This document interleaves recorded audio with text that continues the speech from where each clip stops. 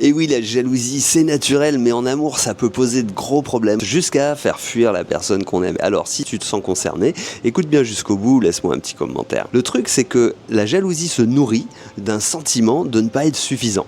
Pas assez beau, assez belle, assez riche, assez sexy, etc.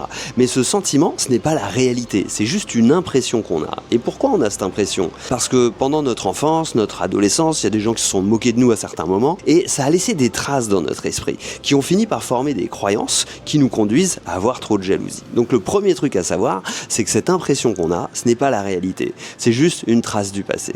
Le deuxième truc à savoir, c'est qu'il y a d'autres manières de voir les choses.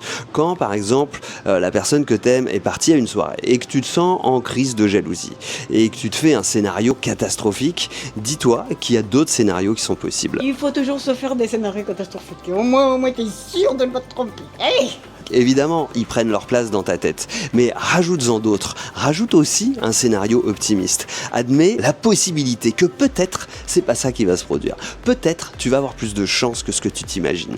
Et en plantant cette graine dans ton esprit, en la cultivant, tu favorises la probabilité que ça arrive. Et c'est cette première graine qui va faire pousser l'arbre de la confiance en toi. Dis-moi en commentaire ce que t'en penses, et si tu veux des conseils plus précis, fais-moi un petit message privé.